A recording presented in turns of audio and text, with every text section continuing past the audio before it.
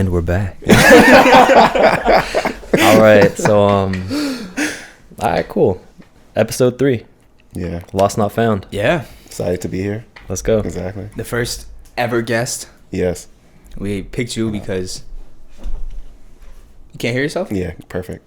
It went out. What the fuck? It keeps going out. Yeah, it's being weird. How about now? Went out. Mm-mm. Yeah. There. Mm-hmm. Still good? Yeah, it's good now. I'm just not gonna touch it. Yeah. Exactly. Let me know if it goes out. Just give me a... I will. Yeah. All right. I'm going to start again. Yeah, exactly. No, we're just leaving this on. No. Yeah, exactly. It's the only third episode. Yeah. We're back. Lost Not Found. Welcome back. Episode 3. Awesome. This time, Tony. we got a guest. Yeah. Feel good to be here. Who are you? What are you? Tony. Tony, tell us about yourself. All right. So I know Josh and James from the gym, of course.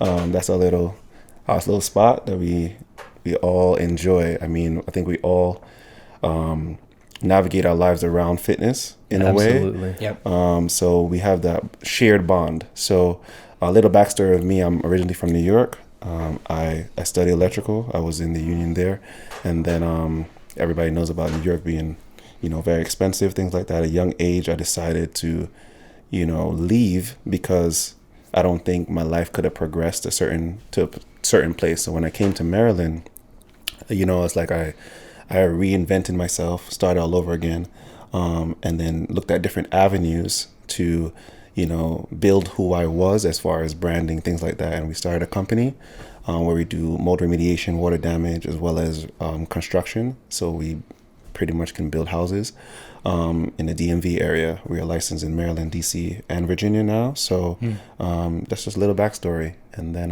What's the company called? Ruach Home I never asked you Services. that.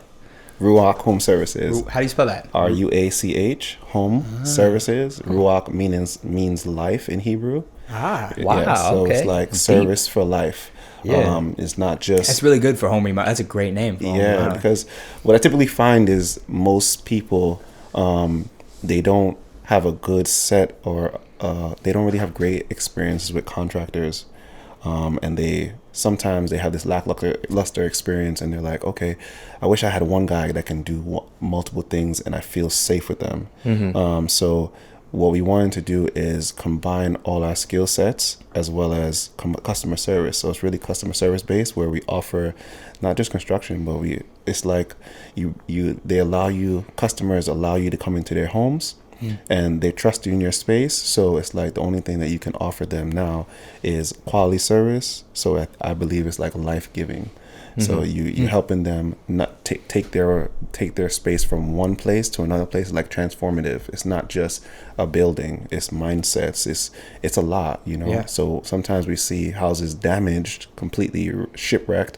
It's like crisis from flooding, whatever it is, and we have the opportunity to help navigate just customers from one point, from disaster and into a full remodel that sometimes is mind-blowing. Wow. So you deal with all these things that I guess nobody really talks about, but it is what we found out is that for us, if we deal customer by customer, client by client, we handle their needs, then it transcends not just as a contractor, but life-wise. So it's more relationship-based.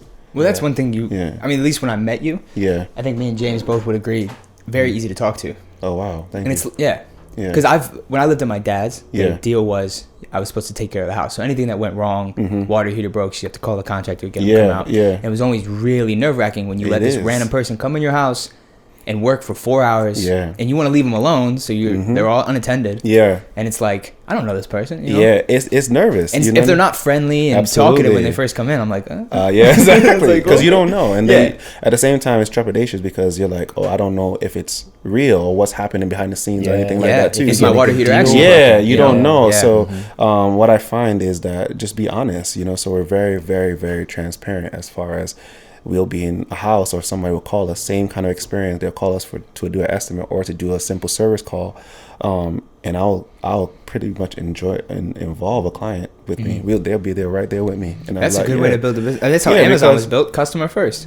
Oh, see? Thank you. Maybe the next Amazon. Exactly. I feel like that's rare though.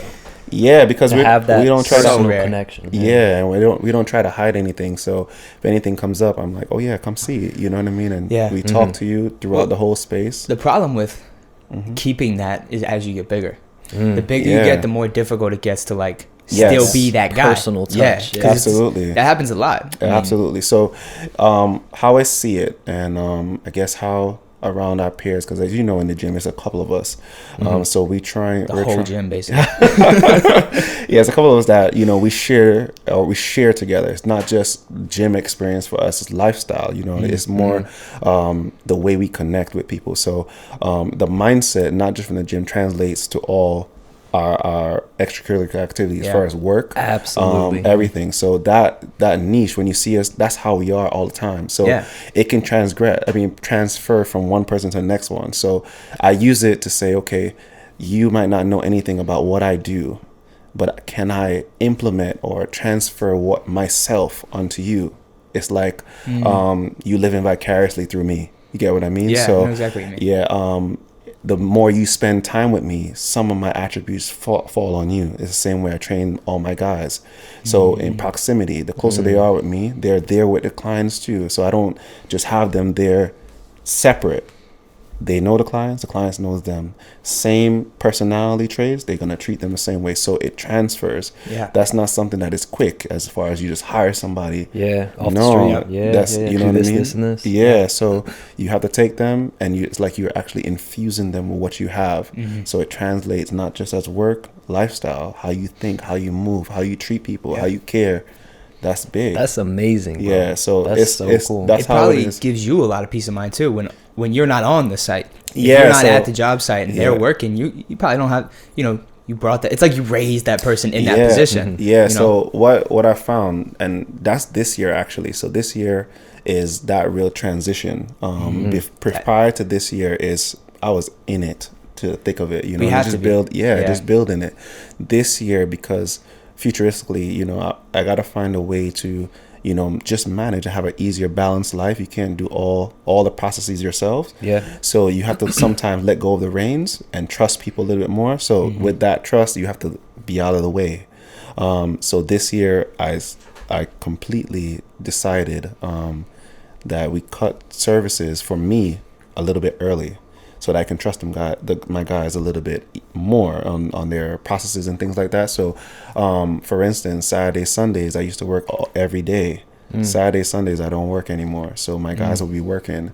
While they're working, they keep me up to date, things like that. Clients call me all day, and it's like, the more I do it, the more, as well as my mind is like allowing to trust them.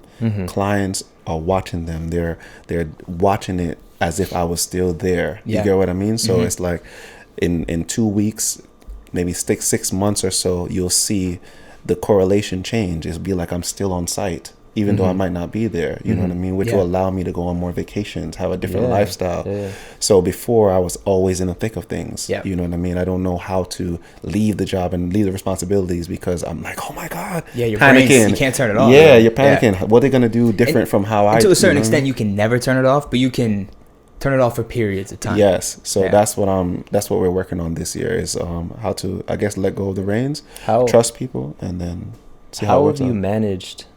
Like, we're 2 months in, right? Explain that process 2 months in, which way? of you kind of stepping back and allowing trust in other people. What I've done, the guys that are with me now, they've been with me for a while. Okay. Even though it's 2 months of that, they were with me for a year. You get what I mean? So in that year process, it's not just, I guess, we doing just work. So even on the road to go to work, what we're talking about is life. That's good. You know what I mean? So I don't believe it's a big separation. Most people can't turn off their lifestyle at work. You know what I mean? Yeah. It can't just be, because it affects you in every way. So even on the road going, you have to control like the atmosphere. So we control the atmosphere. We deal with what's happening inside a person. And we talk about the job, we talk about life. We make it so light. It's almost like the gym experience. We make it so light. So by the time we get to the job, there's peace throughout it. Even if something comes up, it's very peaceful. And that probably makes them want to work harder, having that connection. And funny with you. enough, like, they it wanna doesn't make you feel proud. like we work harder, because Exactly. we're having such a good time. Yeah. So now And I thought originally in the beginning that it would be like that, oh, we're going to work harder and things like that. But sometimes when you become good at your job, like you perfect it, you can work less, still be more effective, and it be more balanced. Yes. If anything, it's it's better for the job, because Absolutely. the fresher you are, Absolutely. the fresher they get. Yeah. And that's Because originally the company it is a restoration company, meaning it's floods. All these floods, mold is 24/7. So I used to be 24/7. I can You're get probably calls. also dealing with some people who are. Yes. That's another concept. So it teaches you, you know, and I remember doing it for so long, and then you hit burnout a lot, you know, so you can't relax. It's like no matter what, your mind is constantly going. You don't know when the next crisis call is calling you. So sometimes they call 6 o'clock in the morning, 4 o'clock in the morning, you got to get up and go. And I'm just like, oh my God. And then it's like you see your life just going by, and you don't have nothing else to contribute to life. Yeah. So I remember in, I guess the second year after doing it, I constantly made a decision. I was like, I can't continue to do this. And second, I don't want any one of my guys to feel how I feel. You know what I mean? So it's, yes, you know what I mean? It is that kind of sphere, but you got to also remember these people have lives. You know, families, they have other things they need to do. So there has to be a time where they could turn it off. Yeah. You know, so into the third year, I constantly made decisions. So I did say no. I said no to a lot of opportunities. But when you can get to the point of saying no, that's a really good feeling. You had absolutely. It's the power of saying no. Absolutely. You know, it's very rare to get to that stage. Absolutely. Like you had to. And I mean, when you say no, that no can mean like you're not working for a month. You know? That's a good point. To be real, you're not working for a month, but it's to say balance so I can offer a better service. So when I started doing that, you know, at first it's really hard. It's hard for everyone. Trepidatious, the guys asking you, are you working? This what nothing happening, and you still gotta make an ends meet. After maybe a month and a half, it started to kick in high gear. And I remember that's when I just got licensed in DC. We had one job in DC, small kitchen, and the one job we got, it was like 7 jobs we got. Wow. And I was like, oh my God, this happens? Yeah. I remember we were working growth. so much and to do 7 jobs, and we were working all the time. And then the one job it wasn't even large. I remember we went down to DC, we spent a month, and in a month, I think I spent most time driving. Wow. Yeah, it wasn't hard. It was okay. We built a kitchen. We made we opened up a space, and when I finished, we made the same profit value as like we did seven jobs. And I was like, oh my God, hard work pays off, man. Yeah, so like it changed my mindset. So I said, okay, so maybe I don't have to kill ourselves. The same thing I was feeling. Yeah. It can translate. It can happen. Maybe it will take a little bit longer, but it's like reinventing the business all over again. Yep. Now you hit a different threshold, I would say. Threshold in business where you attract clients that you want to attract. It's not you hit the next level. Yeah, it's not no more volume, or you just get everybody. You know what I mean? Normally times in marketing, you can get everybody. You don't know what that is. That's a good point. You know, you just get putting ads out there. Yeah, you get everybody, and they're like, okay, this is not my ideal customer.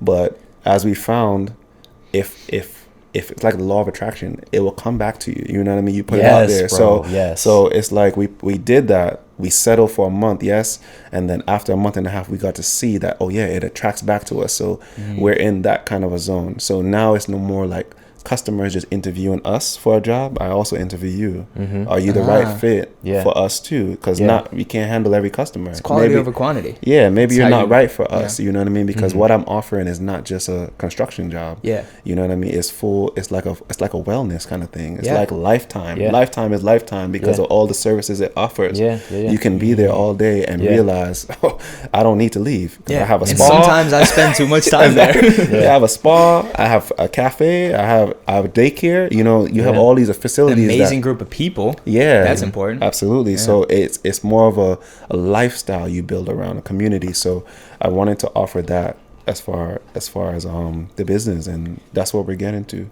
Dude, that is amazing. That is amazing. No, it doesn't feel amazing, but yeah, that's the goal. You know, but it's starting to. It will. Yeah, it's a goal. Because I think we all know about those people who are yes men. They say yes to everything, Yeah. and we've all been there. And you have to. That's You how have it to in the starts. beginning. That's how it starts. You have to say yes. But still, it's like some people never learn that Yeah. eventually there's only so many hours in a day, Absolutely. and having a work-life balance. I think you can only burn out for like a year or two, and then Yeah, I was because hitting it's not burnout. sustainable. You're just Not at all. you're gonna kill yourself, or the people around you are gonna suffer, family, friends. Absolutely. And then I think that's the biggest thing. Alex used to say to me all the time, you need balance. You got to find balance. And there was times I was like, I don't get it. I'm always under the gun. Like the responsibility of it is like, you don't want to let someone down, you know, and then you have all these processes that you got to catch up on. And I was like, oh my God, I don't know. He was like, you need to find balance, because it's taken away from all these different areas. And then I think that comes with growth, maturity. Yeah. You learn how to find balance inside yourself first, and then you can Project it. Yes, Yeah. absolutely. So that's the only way. I think it just comes with life experience, maturity. In the beginning, you just think you're you're indestructible. You can do everything. It's a slippery slope too, because like you said, Alex said, you need to give yourself that time. Yeah. If you don't give yourself that time, you're gonna start getting to a point where you hate going to work in the morning. You hate being Yes. there. You're gonna do less of a good job, Absolutely. and then it just all Absolutely. goes the wrong way. Yeah. So what was the goal of in the beginning when you started? You lose sight of all that stuff that made you Yeah, want to 'cause love you it. just want to get it rolling. Yeah. I remember in the first podcast that you were saying that your music or your craft, it was changing the way you dealt with it, just to try to put out more music for Right. people. Yes. And I was like, that's exactly, it doesn't matter with music, it's Yeah. all the industries. Yeah, When you yeah. feel like the demand of the people is more than what led you to start this. It's like it affects the way you do things, and it breaks down your life. So you have to be able to go within and find strength from within. And, you know what I mean? And kind of dig with the music. The hardest thing is, I think I mentioned it in the first episode, it's the trying to cater to people and what they like. Yeah, You know, I made it here because I'm being authentic to myself. absolutely. But now all these people are paying me. I need to please them. Yeah. And then you stop being authentic and organic. Yeah. And you start pleasing these people. And then you end up in this weird position where you don't like doing it anymore because it's not you. You know, it's like this. It becomes not a craft anymore. But you it's a got to job. go through that Because of it. to learn how to get the, Absolutely. you know. Yeah, I can relate so much. Yeah. Just with like my personal training journey. Yeah. Because starting off, you're reaching out to everyone. You need to build a client base. Absolutely. Yeah. And it's just like people that aren't really in your niche, people that you don't get along with, people that don't really vibe with you, but you need that to get established. Absolutely. And then I know once you reach that point where you can choose and you feel more so that you're interviewing them than they are you, that's a great feeling. It's a great feeling. amazing feeling. Yeah. Yeah. And then you're not in your mind. It's not so much as you're chasing money. You're just Yes, chasing- bro. I think I say no. Out of all the emails I get on a daily basis, I say no to 95% of them. I think so too. Yeah. I think so too. Yeah. But it's Yes. nice because it allows me, I have so much coming in and so many things I can do that I can take that 5% and what do I want to do? Exactly. I want to take this Exactly. project. I want to work on this Yeah, morning. I want absolutely. to explore creative outlets and try new things. And then you put your all in that. Yes. Right. Yeah, Yes. And yes. The better part is not only are you putting your all into it, but you enjoy it, which means Absolutely. those people are getting the best Absolutely. version of you. Absolutely. It's a win-win. All Exactly. It is. Everybody It wins. is. Absolutely. Except for the person you said no to. Exactly. Not everybody wins. They do not. That's a bad review right there. He didn't have time for me. Give me the time of day. Exactly. Did he really say no? Exactly. They're going to be listening to this. Exactly. I made him. Now, Reviews are so important. They Every are. time I go on Google Yeah. and I'm trying to find a company, Yeah. 5-star, ooh, I'm going there. Yeah, that's how it feels. Yeah. I feel like it's, especially with something like Amazon, though, a lot of that shit's diluted. It is. Like, you can pay for for hundreds reviews, of course. Yeah, Of pay course. reviews. Of Yeah, course. you can that's- also have your friend, like if you have 50 friends, you send them all a message. Hey, you want to Easily. write a fake review for me? Easily. You got Easily. 55-star Yeah. reviews. Easily. I'll give you $5. Exactly. Yeah. I'm not gonna lie. I've written some of them for buddies. We all have. That's how we're growing this podcast. Exactly. Oh yeah. Hey, I did give the podcast a 5-star review. Oh, you did?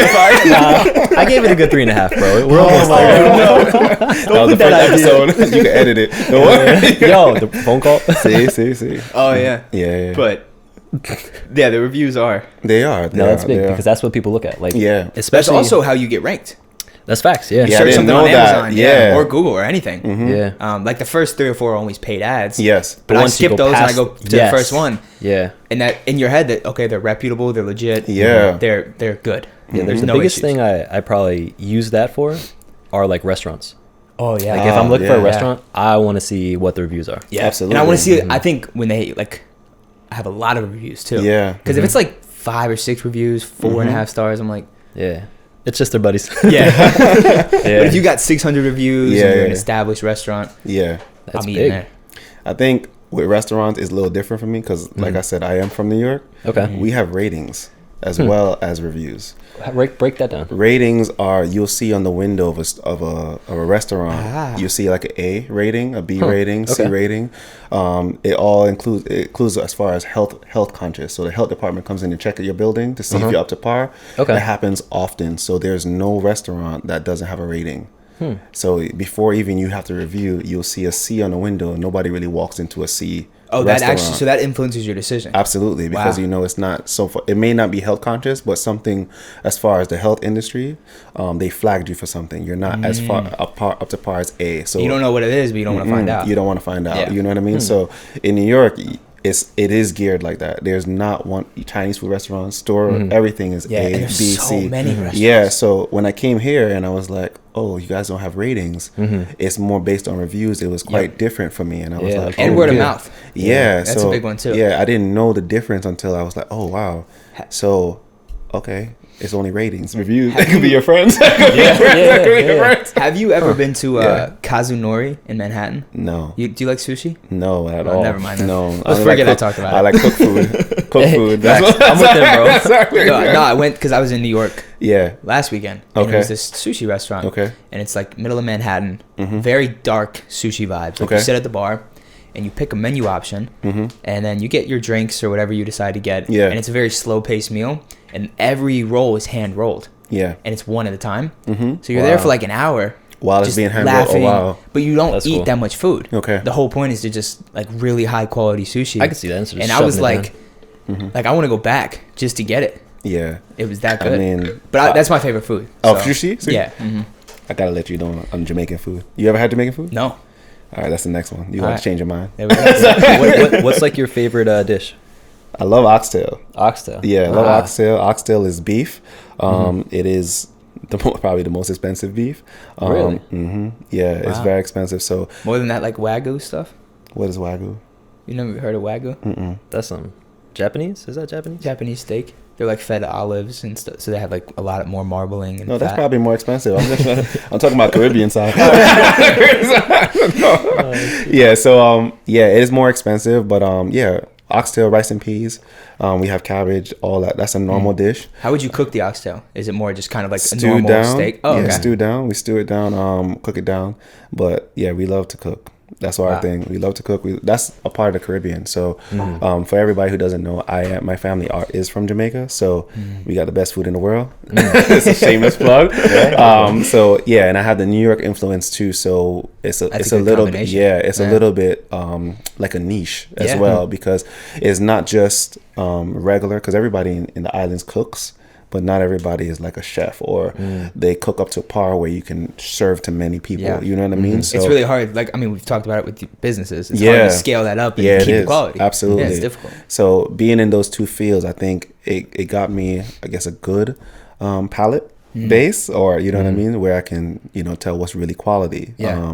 Yeah. So yeah, great Jamaican food is one thing. Maryland doesn't really have much, but Yeah, Maryland has good restaurants. I but believe they're not- so. They're not all like, I believe so. some of them are very cut and dry. Yeah, I think when I came, I met a realtor when I just came, and he was like, "It's a meat and potato state," and I was like, "What is that?" Yeah, that's a good and way he to was put it. like, "Yeah, Interesting, yeah. most people when they go to restaurants, it's the same meat and potatoes. They like meat and Yeah. potatoes." And so like, but there's no other, like ethnicity food. He was like, "It's not really so much, Yeah. shown here." And I was Which like, is- "Okay, It is a very diverse, at least the area we're in Maryland, super diverse. yes, absolutely, Yeah, so it's kind of absolutely. like, yeah." I think this we're in a area great you got a area. lot of, like, you can get great sushi, you can get great Keep American on the food. sushi again. Keep love on the this. sushi. That's actually the only two examples I have. Every time if I And, miss some sushi. Have you? I keep telling him there's this place in this. You ever been to Grill Marks? No. The one in this building. No. It's the first time I'm being in the building besides being shown this building. one- Exactly. One time we gotta get dinner. I went there the other week. Yeah. And it's a steakhouse and Okay. a raw oyster bar, which I guess you don't. You like your food cooked, so we'll Yeah. stay away from that. No. But it was just the beautiful restaurant, Okay. great food, great drinks, great people. Okay.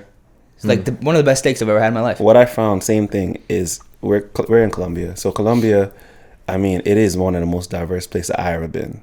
Yeah. And that is saying, that's a lot coming. That's from a lot. New York. Yeah. I think coming from New York. New York is diverse. But they have pockets. Everyone is separated. Yeah. Yeah. You Well, know what that's I mean? because they have boroughs, and every borough's got a different background. Not even every 5 blocks is a different ethnicity. You know what I mean? So, but they kind of stick together. Is what you're saying. So I feel that. You go to Italian, 5 blocks will be an Italian place, and all of it is Italian. Next one will be maybe Indian, things like that, Latino. But it isn't like coming together. Colombia. I remember when I got here to Colombia, and everybody was saying it was diverse. I went to do an estimate, and it was in Colombia, and I went to an elderly man, elderly Caucasian, and I'm black, of course, and he was probably in his 80s. And when I got there, he was telling me the history of Colombia, how it started, and I was like, okay, cool. Yeah, that's the conversation we were having. And coming from New York, you kind of get a vibe of people really quickly. You're really sharp on who's inviting, who's not inviting, things like that. Kind of like street smart. Yes, you're really sharp on that. So I remember he was elderly, and I was like, okay. And he took me, and he's so warm, and I was like, oh my God. Started telling me about the history of Colombia. When he started telling me, he was like, all right, Tony, just look outside, and it's about time this kids should come back from school. It was like 2:30, 3 o'clock in the afternoon, and he said, I guarantee you're going to see all different demographics, all different ethnicities together. And I was like, there's no way. You didn't believe it? No, because I've never seen that. Because he's an old white guy. Yeah, and I'm thinking, you know what I mean? First thing you went to, I didn't know. You're going to see a bunch of white kids. Yeah, so I'm thinking, he was like, I was like, there's no way. And no lie, the school bus came off, and I saw the kids coming together. It was Indian, it was black, it was white, it was Chinese. It was, I'm not sure Chinese, but Asian. Yeah. And I remember the 4 ethnicities were together, and you can never tell any difference. And I was like, oh my God. But because I was born and raised here. Oh, awesome. So I grew up. I've been here my whole life. Yeah. I think that is like the number one thing to why I'm so well adversed. And it's like that upbringing. Because it's like you grow up. Yeah. I have some of my best friends are Korean. Some of my best friends are black, white. Everyone's different. Yeah. And it's like, but for me, it's just like, it's normal for you. Right. But not a lot of people grow up like that. No, I've never seen it.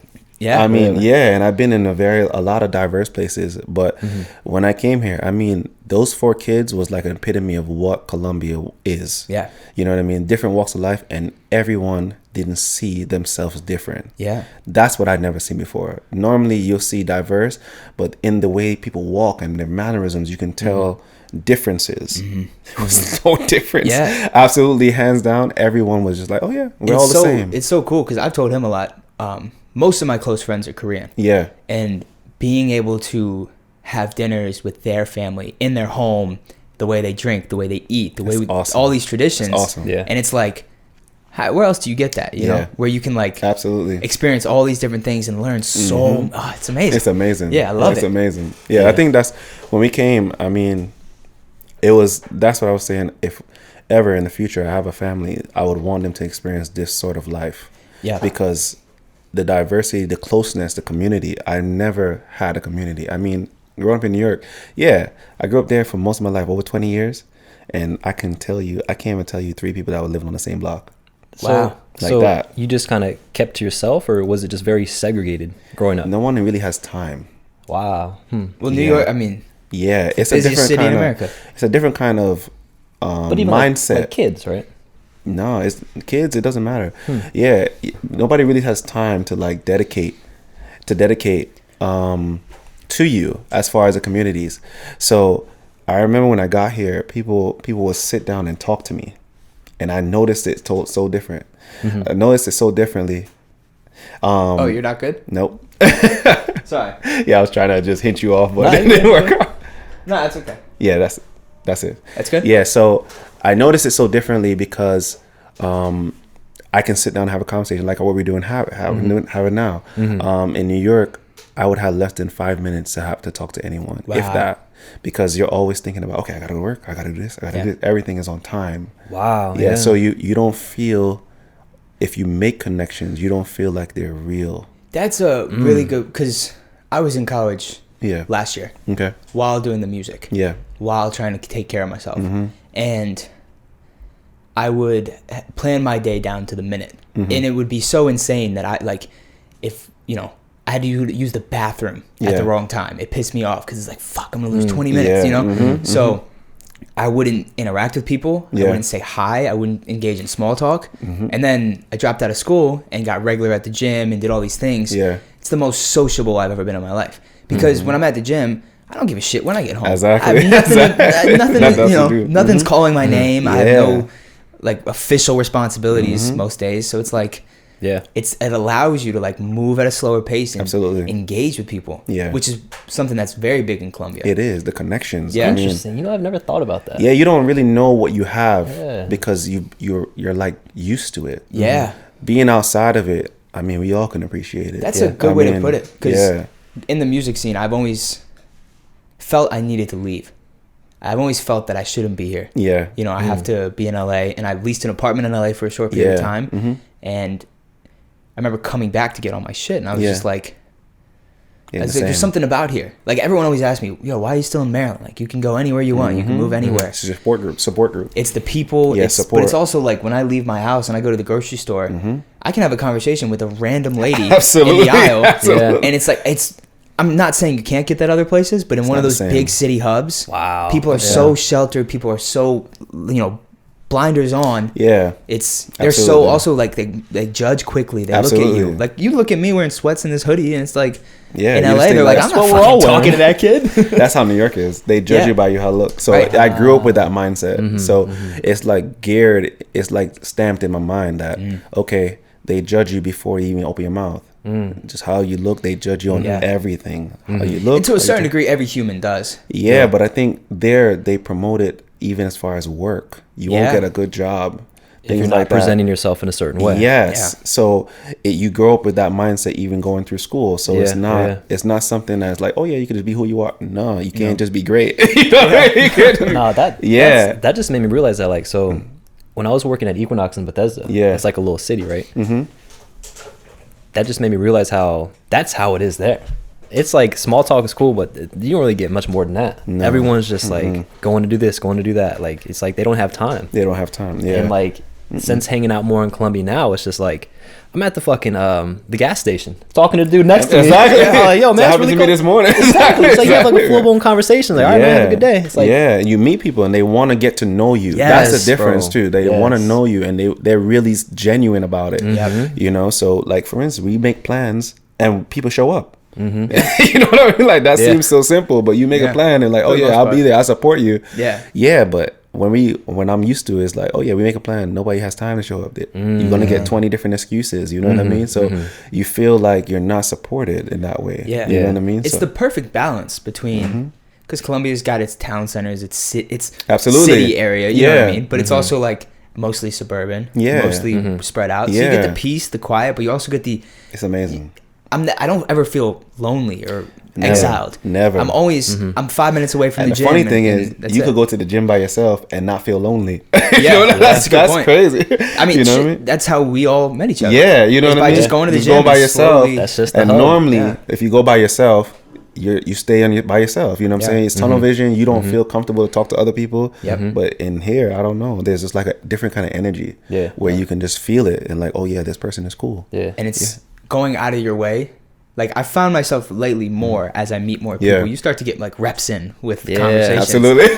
So it's like I'm willing to go out of my way to engage with new people. Like, there was a guy at the gym the other day. I've always wanted to, like, his tattoos are sick. I was like, I've always wanted to just go up and tell him his tattoos are sick. So I just walked up and I was like, hey, your tattoos are awesome. We talked for 5 minutes. That's awesome. Got to meet each other. You make that connection, and then now every time you see each other. How did you create that mindset coming from New York with how they're thinking over there?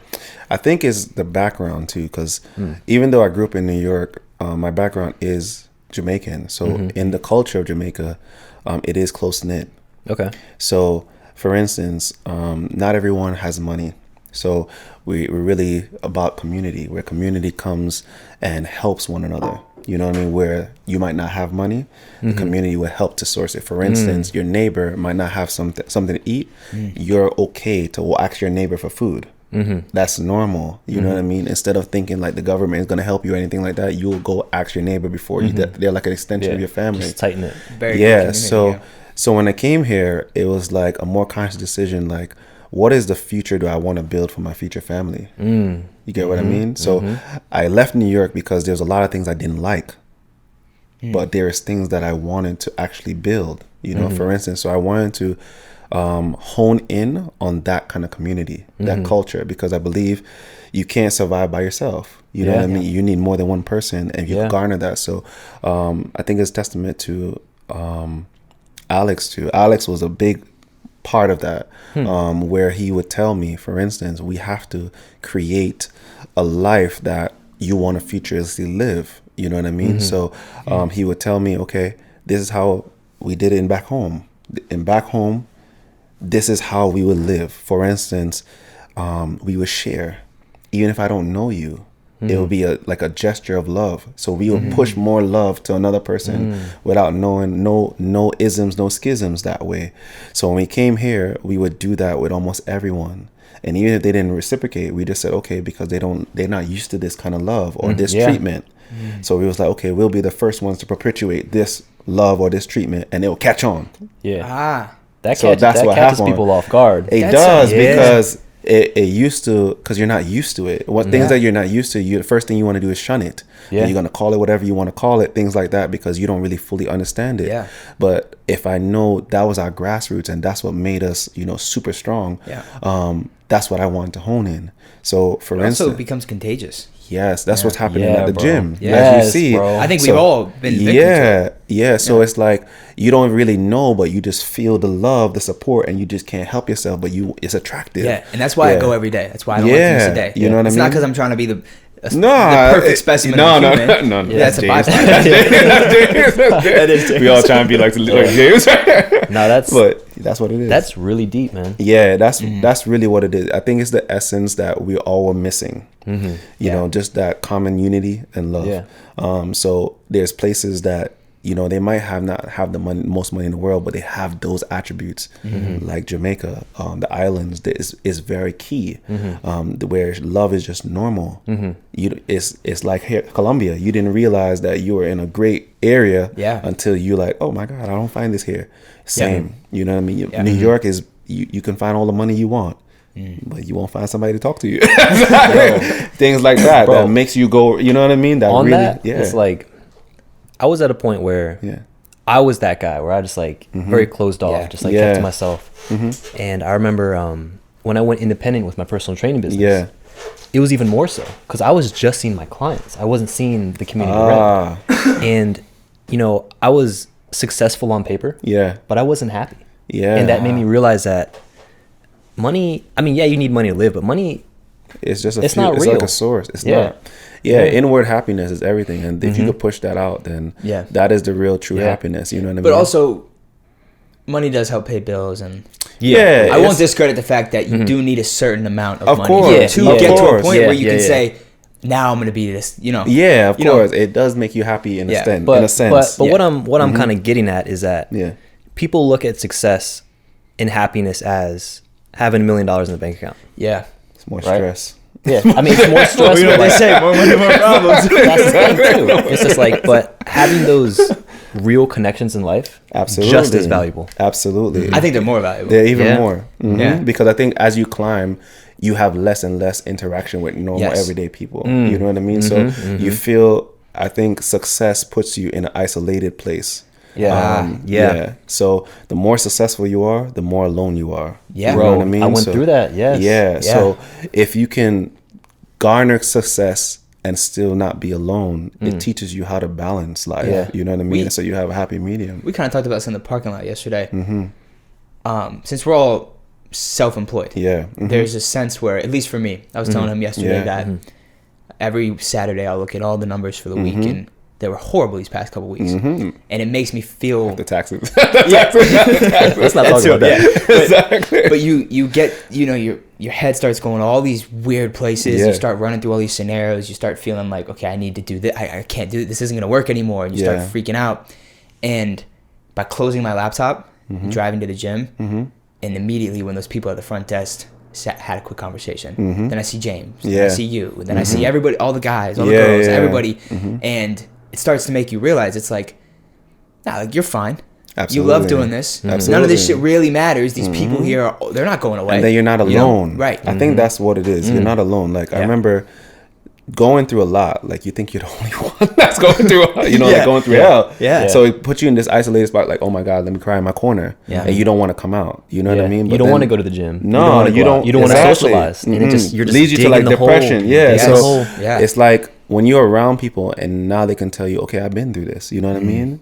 I remember there was this big, because I'm not an accountant, I have accountants, and I remember I was going through this issue where I couldn't figure it out, and for weeks I was like, oh my God, let me research this, because I'm such a person that, okay, let me Google this, let me figure it out myself. Yeah. I remember I had a conversation with somebody and they said, why you don't just call that? I was like, no, I don't want to bother them. That's me. That's their job. But I said, I don't want to bother them.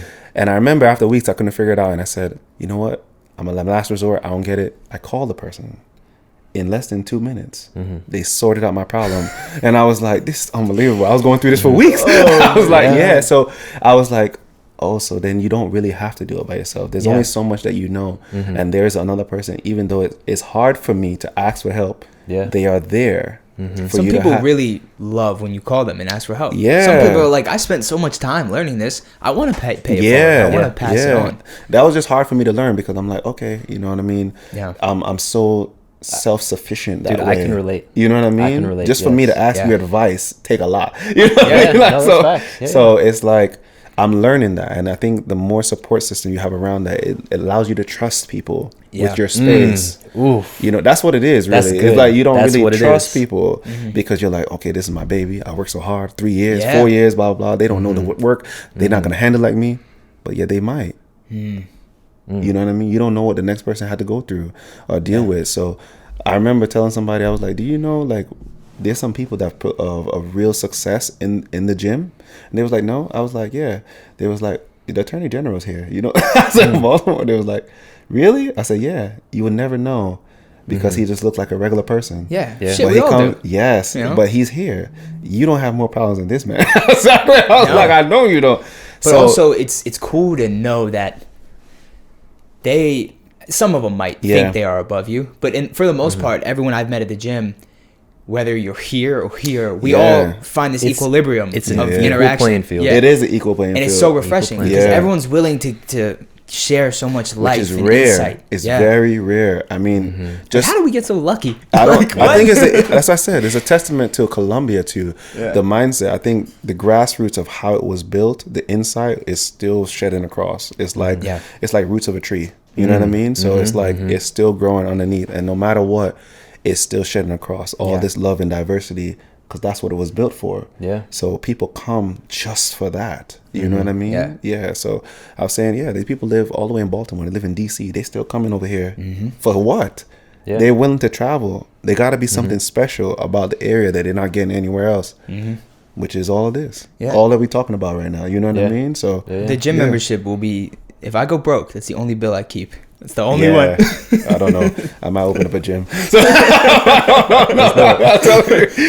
That's a business venture. Yeah, exactly. That's the next one after the podcast. Exactly. Yeah, because you know what I mean? Sometimes I believe in growth too, you know? So staying stagnant, the gym is the beginning of, like, I think, where we made a lot of connections, but there's growth from there. You know what I mean? You don't just stay in one plateau all in life. Every year I got a goal that I got to do this. You know what I mean? So I know the business won't stay in one plateau. I'm going to hire, I'm going to fire, I'm going to do all this stuff. And it was supposed to propel forward.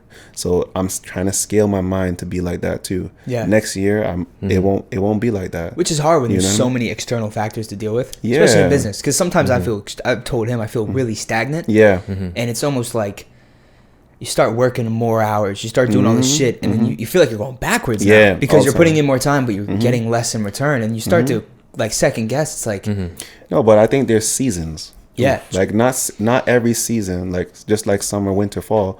Not every season you're gonna see a return. Yeah, that's a great way to put it. You get what I'm saying? So nothing's linear. Yeah. In the winter season, I was telling like Alex, I was like, we don't get no money, we don't get no work. You know what I mean? Because it's the winter in Maryland. like everybody's closed up. You know what I mean? They're gonna be closed up for a while, so you're not gonna see the same return. They're saving up for the holidays, taxes, all these other things. So that's a season that you're just gonna build on your craft. By the time it's spring, when everybody's coming back out, that's when you start pushing music, all that stuff, because you're in a different season. So I use it as that. They're in that season. I'm closed in. I'm building my craft. I'm gonna shoot for my next trajectory. I'm gonna do all the stuff on the inside. By the time it's spring, I'm pushing all that stuff, and people will start to see what I was building. That's a good way to put it. Sometimes I lose sight of the fact that seasons. It can't always be like. No, it can't. It'd be too easy. So that's like, imagine like two independent contractors, right? Yeah. You have your mindset. They have the mindset of like freaking out because they're not making their quota for the month. Yeah. You're happy. They're stressing. And what's the difference? Understand the mindset. That's all it is. Yeah, and that comes with experience in life. You know what I mean? Because there's not everything you can't control. You know, as far as like, even in a business mindset, you can't control who likes your music. Yeah. You can't control it. You like it, and somebody thinks it's trash. You know? That's fine, though. Exactly. At least I got something I like. Yeah, so you might think that this is the next hit, and this is gonna push you on the charts, and then it doesn't happen that way. $1 for every time that happens. And the thing that you don't like, oh, this is not gonna do anything, and everybody falls in love with it. Like, oh, I don't understand it. It makes you realize, you don't know when's gonna be a hit. Life. Yeah, it's really nice to hear someone who is not in my immediate situation with music to say that, because that is something I deal with on a daily basis.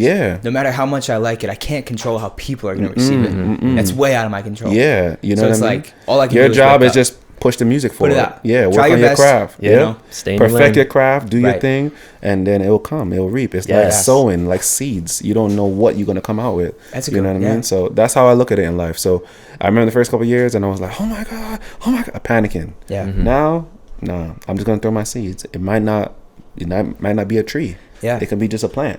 I want to be fine with that. Talk about something, because we talked about this. We shot an episode one time. Okay. And the episode, nothing worked. So we had to scrap the episode. We talked about this, and I wanted to revisit it. Okay.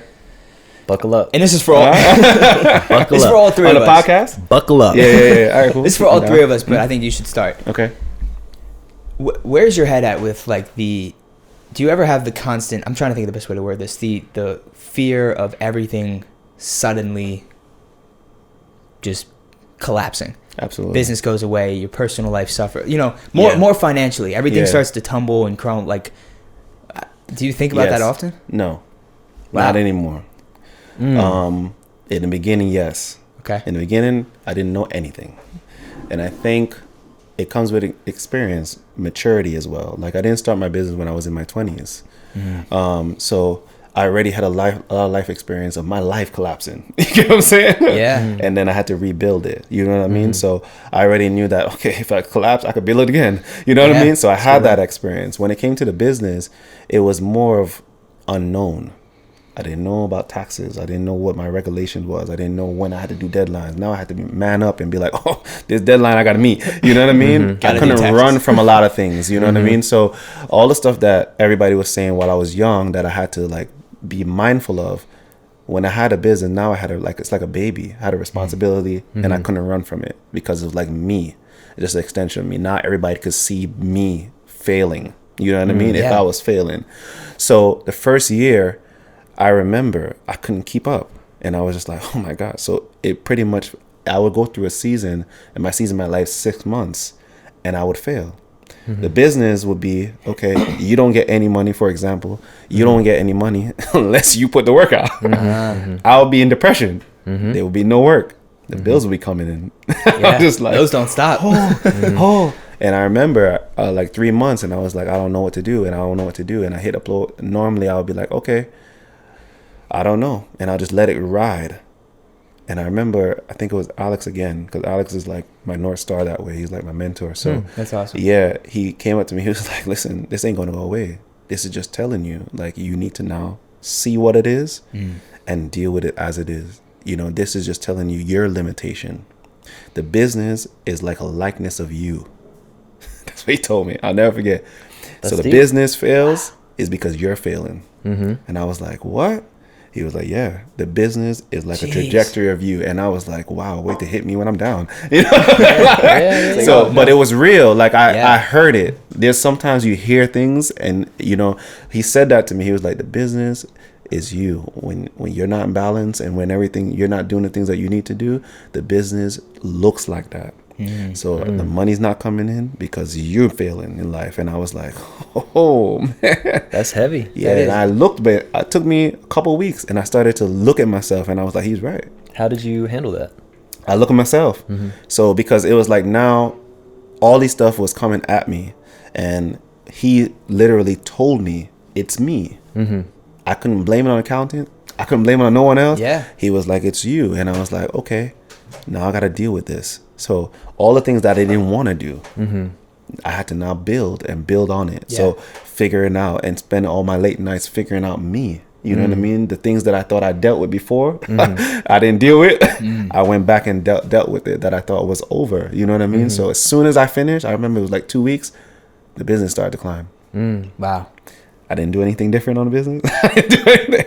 The business started to climb and I was like, I've never heard someone put it like that. He's because of your mindset. Absolutely. Your business is a representation of you. Absolutely. So it's like it would make sense that if you're down energy, here, it's energy too. Yeah. So people can feel your energy. I can feel if James is having an off day, Wow. even if he doesn't say anything to me. You get what I'm saying? That's a good point. Yeah. So the business is representation of his energy too. So it can't go up when he's in a negative mindset. Yeah. Yeah. So I just didn't know that sphere because I was like, okay, it's things that I'm doing for the business. He was like, it's no different for you. It's the same. And when he said that to me, that's gold. I was like, I get it. After I took that mindset, even if I hit a dip, it was something that was going on with me. You get what I'm saying? That just knocked me out of my lane. As soon as I fixed it, everything started to soar. That goes to say how important keeping yourself healthy and mentally there is for business. But a lot of people, the first thing they do is that's what suffers because everyone's so... They take that away. Yeah. The hustle culture is fuck everybody, fuck everything. We're gonna go. Fuck sleep. Yeah. Exactly. Bro, exactly. the amount of... I didn't sleep at all. Bro, my first year and a half, I've told him I slept 4 hours a night on average. And I was miserable. I was miserable. Yeah. It is like that. Yeah. But I think when he told me that, it was mind blowing. It was like an aha moment, to take Oprah's word. It was one of those moments that I was like, okay, wow, I didn't know that me as a person can affect all of this. So my limitations in life also affects my growth and how it transcends. And it doesn't just affect me because I have employees. Those employees, their lives are affected by how I handle That's huge. And how you bring yourself to work. Yeah, absolutely. That's so huge. my mindset, so I have to stay in balance to keep everything balanced. And it wasn't until I got myself okay that I could be like, okay, now I know how to handle other people. You get what I'm saying? That is so good, bro. I couldn't because if I couldn't everyone comes out and it's like chaos.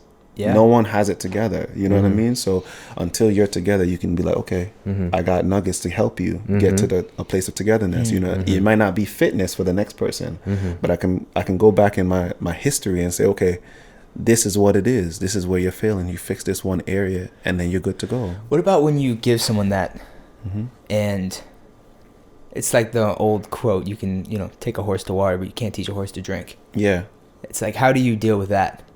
Kind of like if you have an employee and you give them everything you can to give them that chance and make them better. And then, but not in a sense they're hopeless, but it's not changing. Yeah, I think. Do you kind of give up on them or what's the... Depends. Okay. I'm very ambitious as a person. I think ambition is not something that you can teach. That's something within. So a lot of people have goals. A lot of people have dreams, wishes, things that they aspire to. But ambition is different. So ambition is work ethic. Yeah. You can't fail. It's just like we at the gym every day. In the first podcast, you guys said, you can tell who put the work in. That's ambition. You might not see the end result right now, but that person was working the whole time. It's like Kobe. I was in the gym more than anybody else. He had to be one of the greatest. Yeah. He was. It didn't matter if he was talented.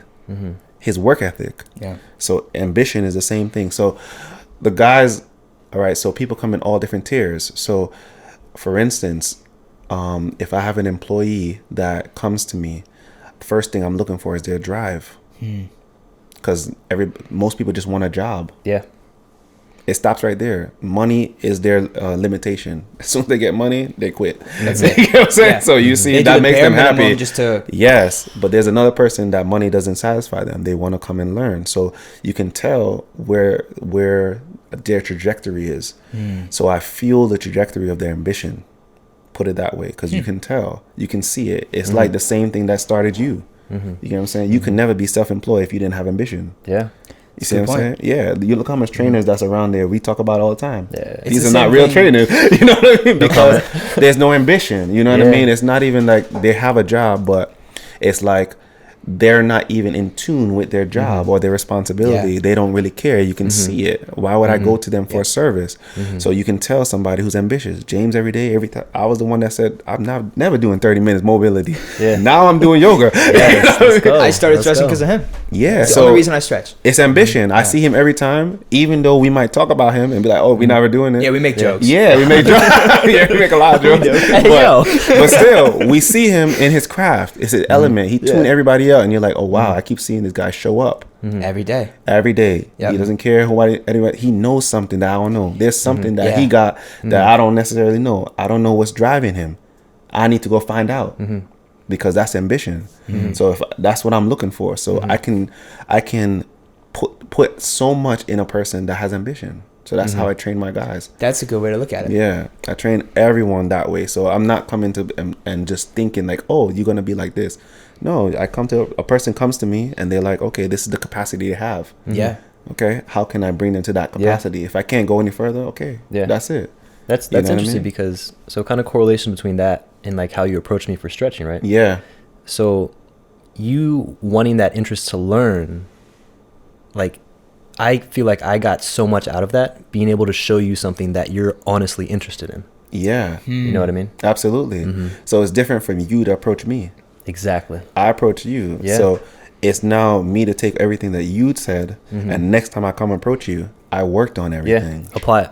And as a teacher, when someone is eager to learn, it's probably a lot more of an enjoyable experience to teach somebody. Because if you don't want to feel like you're just throwing things at walls and it's bouncing right back to you. Absolutely. Absolutely. Yeah, it's a waste of time. Yeah, you can tell. I mean, you can tell the influence you have on someone easily because it shows. You know the process. It's like what James did. He knows what it is when stretching. When he saw me, he was like, my hips are tight. I'm like, how you know? Said the same thing to me. Yeah, first thing I said, how do you know? Because from me, a novice, I wouldn't know that.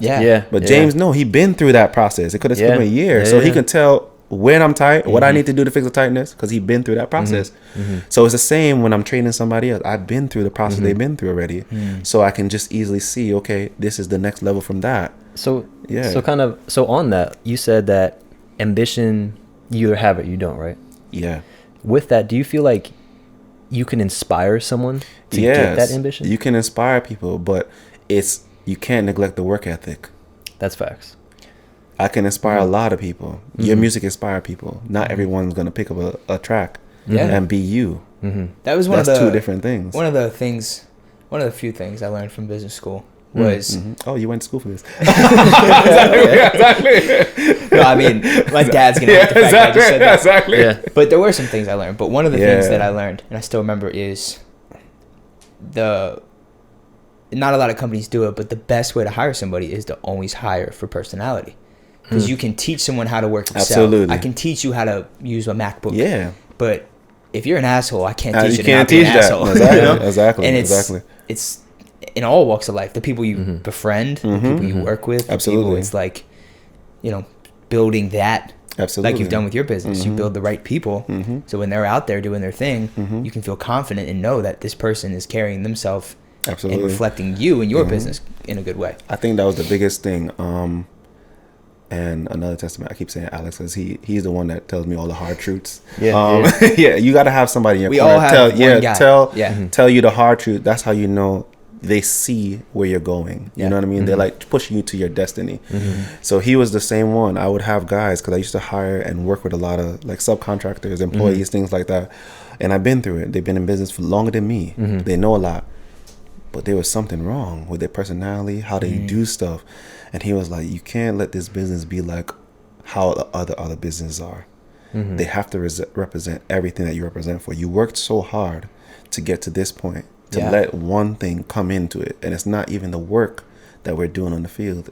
It's what's in between. So I was like, what do you mean? He was like, the energy, the peace that you get when all our job is peaceful. Once it's not peaceful, something went off. I know. There's a broken piece. Yes. Or something is not in alignment. Yeah. And I'm just like, okay, I get it. The headphone cable isn't working. Yeah. You know what I mean? Stuff like that. So it's like, you can feel it. Yeah. And I'm saying, okay. At first, I was like, oh, yeah, we got to get the work done because I was under that grind, that demand. And I was like, we got to get it done, it's going to fizzle out, things like that. And it hit a point where it didn't. All the guys that had this issue messed up. And messed up so much that it impacted me. For instance, we had a job and I remember it just kept spiraling. I couldn't catch it. No matter what I was doing, I couldn't catch it. Spiraled until maybe a week before I was supposed to turn it over. I had to remodel the whole job again. Wow. The cost and the time and what I had to do, the amount of apologies I gave the customers because I was like, oh my God, I'm so sorry. And I went back home and I wanted to blame the other contractors. And I was like, it's me because I know. It's supposed to go along this same sphere. Yeah. So if the energy is not right, futuristically wise, it's gonna crumble. You get what I'm saying? Yeah. I felt the energy from the beginning. I was like, oh, but we're gonna get it done. We're gonna get it done. I was looking at the profit. Yeah. In the end, I'll never forget it. In the end, I had to remodel the whole job. I was under profit, and I was like, oh my God, I'm so sorry. This and this happened. And they said, you know what, Tony? He said, you made it right. A lot of people wouldn't have. I mean, no, because that's the whole thing. The name of the business has nothing to do with me. It's what it was started under. So life means, it doesn't mean that everything's going to work out great. Just life. Life is messy. That's a learning experience. You get what I'm saying? Life is messy. Yeah. So no matter what, at the end of the day, I got to go back to what it represents. You get what I'm saying? That's why I didn't put my name on the business or nothing like that, because it has really nothing to, it's what I'm trying to share across. My life could be messy at a time, but then I can come back and fix it. You know what I mean? So I don't have a problem saying I'm sorry or I made a mistake or nothing like that. I think everyone needs to learn from that. So I went and I said that, and they was like, you gonna fix it, right? I was like, yeah, I'll fix it. I'll fix it. And I was there. I mean, night, day, and I was like, oh my God. And after a while I was there, I was like, okay, it's me. It's on me. So once I fixed it and I got those people out of my circle, peace came back. All the jobs started to work out, and I was like, oh my God, this thing is the worst. It's the best trainer because it was no one else to train me. You couldn't tell me this was you couldn't tell me that this was my lesson. You know what I mean? I'm like, okay, I got this job. It looks feasible. We making it work, and it went south. It went real south, and I hired all the people, and I'm like, oh my God, so this is more than just construction. It's about people. It's about energy. It's about all these things, these life experiences that I got to put together now. That's and everything. make this work. Yeah. So my circle has to be like protected. You know what I mean? Even the people that I go and I send, if they're not in the right energy, it's gonna. I think it's not gonna hit the intention that you had to create. You know, or you were trying to create. Yeah. So I think the name, we used to say in our culture, the name is everything. It's the origin of a place. Meaning, before you were born, somebody named you Josh. You didn't create that. So your name is the full scope of who you will be. It's like your destiny. It's a pretty deep one too, Josh. Yeah, it is. It's got a lot of meaning. It is. You know what I mean? Right? It does. Biblically and all that stuff. Yeah, well, exactly. I guess. Yeah. It is. Yeah. So you carry the torch to the next side. Exactly. Right. So Josh Jr. Yeah, it is like that. So, in our culture, we believe that. So the name meaning life, no matter what it goes, it has to exude life. Life means success as well. You're a deep guy, man. They have to be. You know what I mean? Because it's a sum total of your experiences. If my experiences was shallow, I can only speak on that level. You get what I'm saying? But my life taught me a whole different kind of thing. So I can only speak from that experience. You know what I mean? So at the end of the day, that is my North Star. I look back and I'm at home at night without the computer. I can't sleep. What did I do wrong? What did I do? Oh yeah, you didn't show life. So now fix it out. And if I gotta say sorry, if I gotta do it, if I gotta demolish it, I'll fix it. That's good. Mm-hmm. Yeah, it's the same way we are in the gym is the same. So if you notice, like you said earlier, it's a lifestyle. It's a lifestyle that boils into every aspect of your life. Absolutely, because that's where you get your, it's like a bottle. For instance, after we drink it, if we drink a whole bottle, it goes empty. What fills this back up?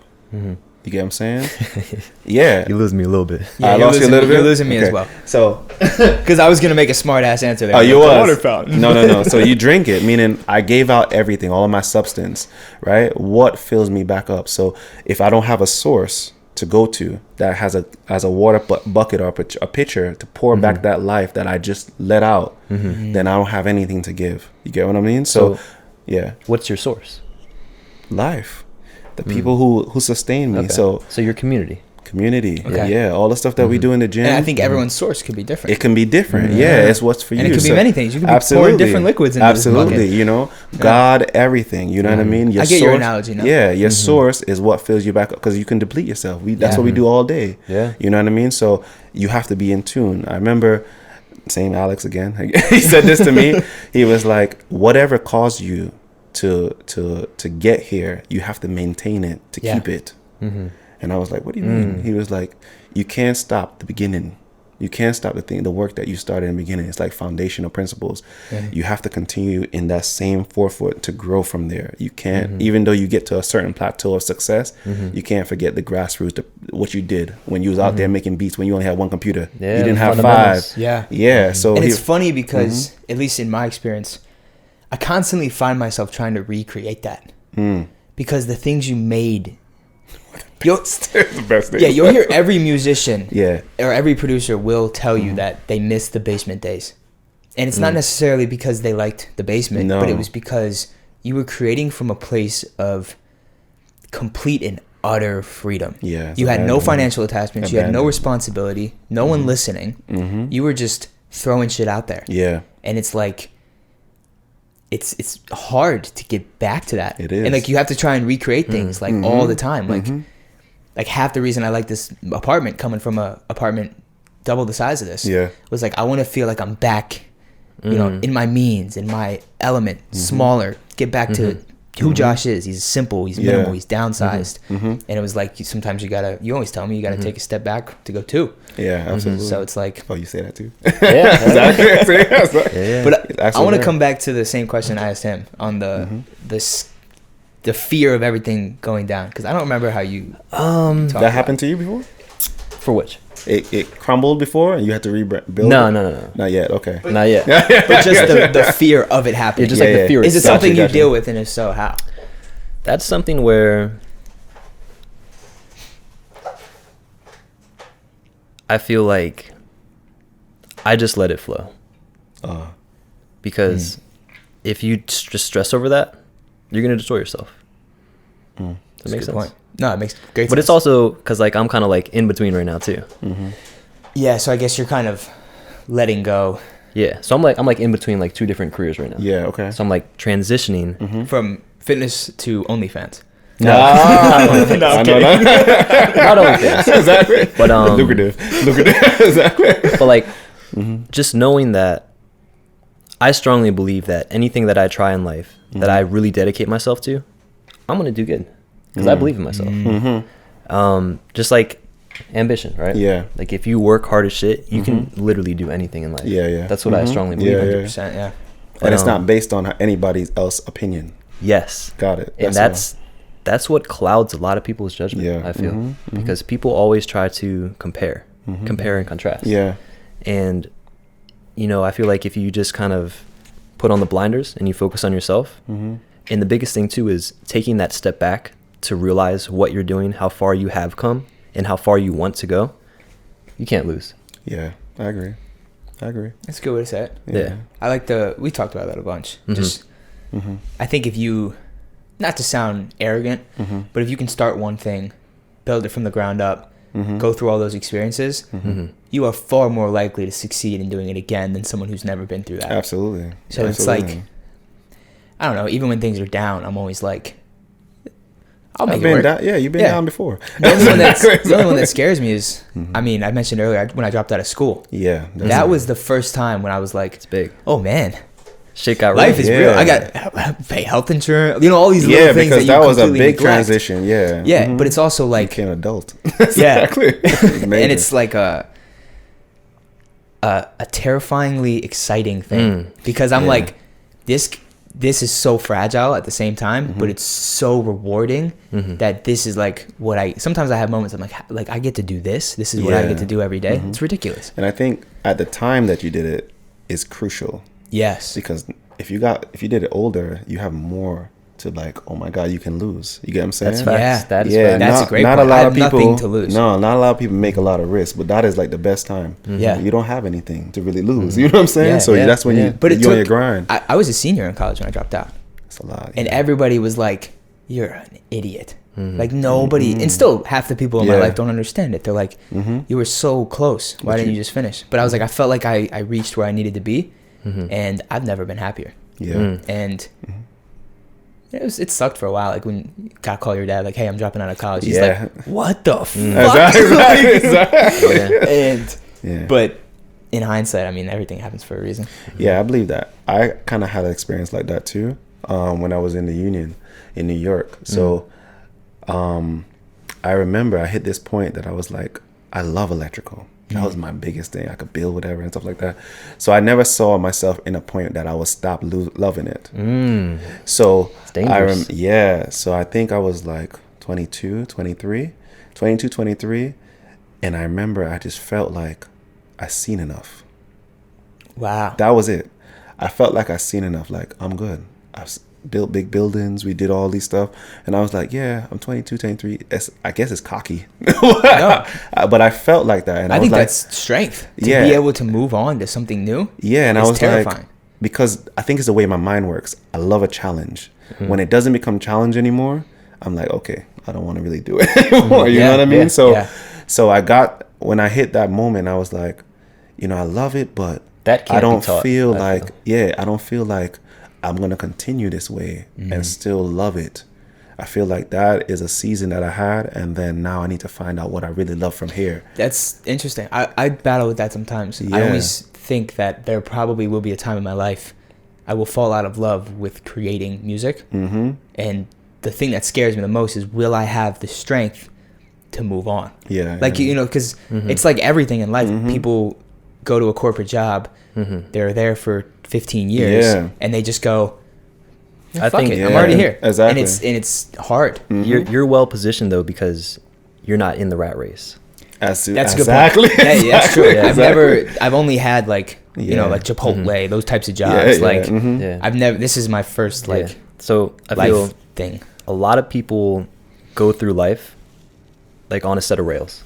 Yeah. Like, you have to do this, you have to do that, you have to do that, and that just kills your creativity. Social norms. Yeah, it is a norm. Exactly. Yeah. Like going to college for me was because you had everyone in my family is doing it. I'm like, oh, this is what I have to do it. Yeah. And then when you go the different way, like, not only did I drop out of school, but I chose to make music. Exactly. People don't understand it. No. And they're just like, but from within that this is like the way it's like your North Star. You gotta do this. Yeah, bring it back though.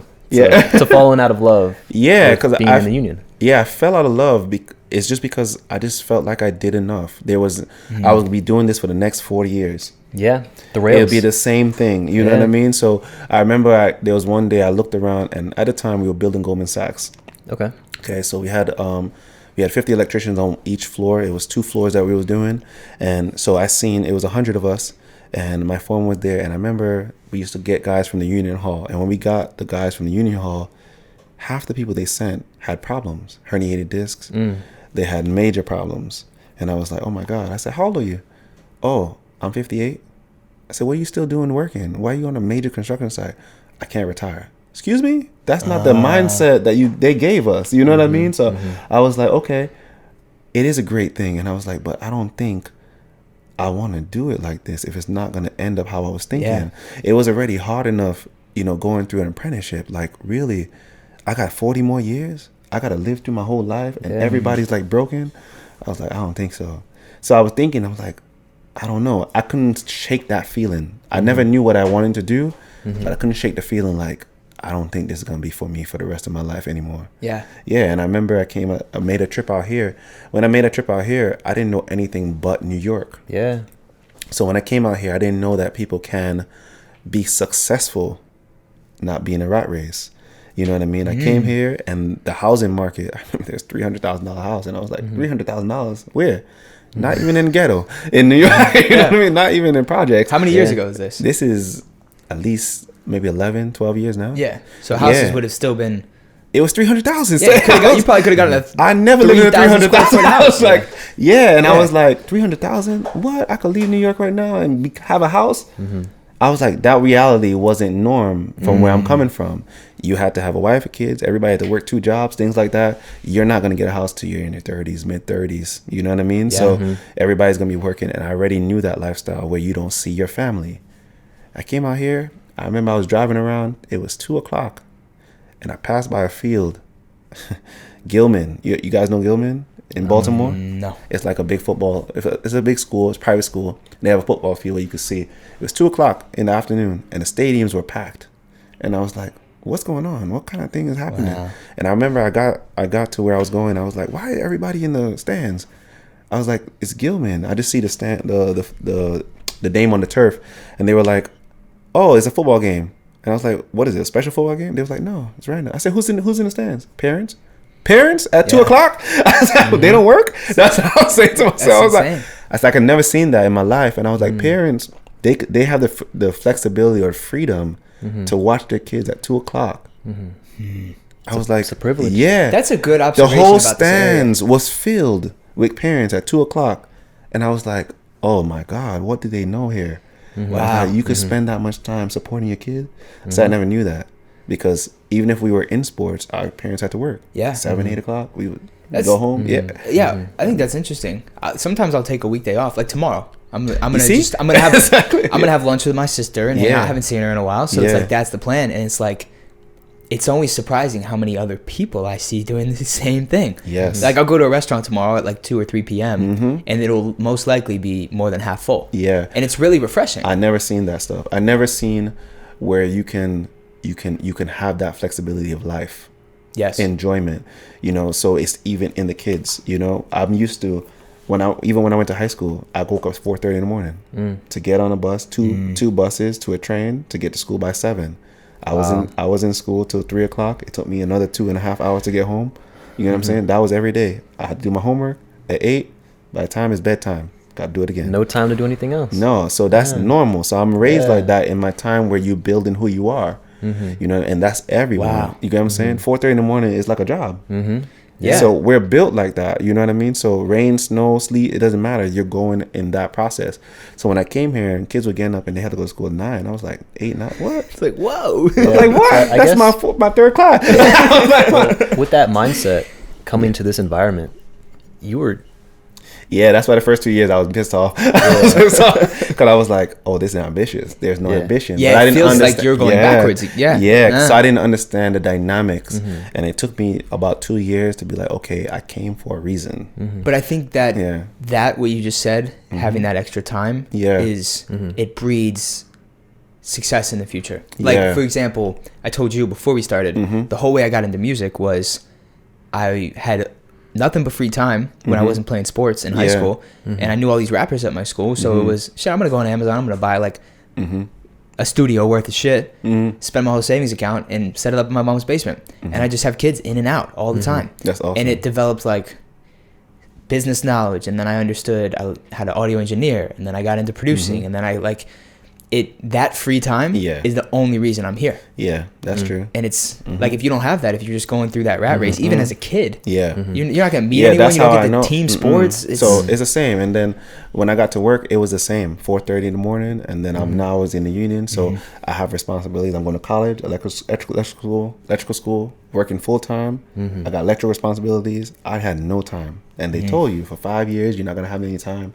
Things like that. So I was used to that. Yeah. And then when I came here, it was like, you can notice, I can see it. Like, wow, you guys may not make them same as we did down there, but you guys know how to live.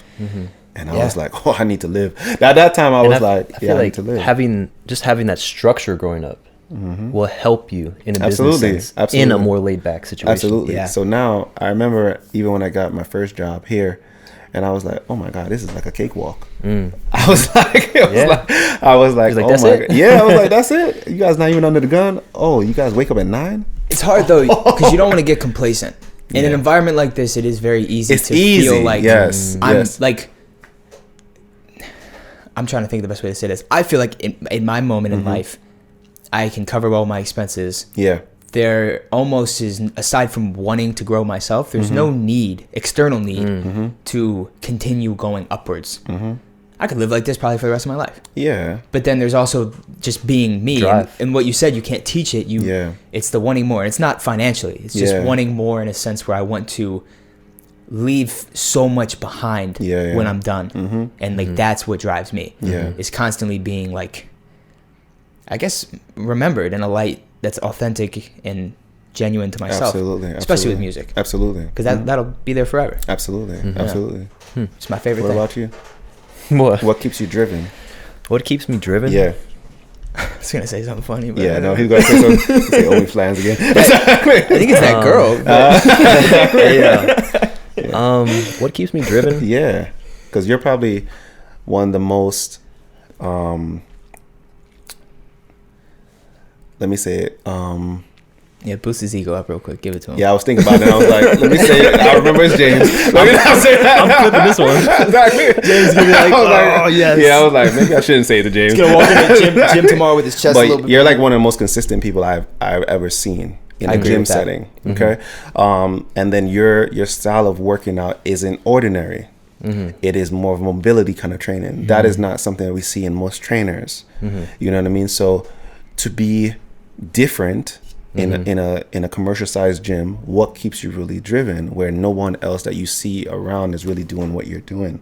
And it can't just be clients, because you're the one that's showing the clients that this is even possible. You know, I think so. In that context, like I've been in like fitness industry for like 5 years. Okay. So I've had a little taste of so many little things. Yeah. And I've found what works so well for me, not just for right now, but longevity. Gotcha. Like I feel like I'm so well positioned to.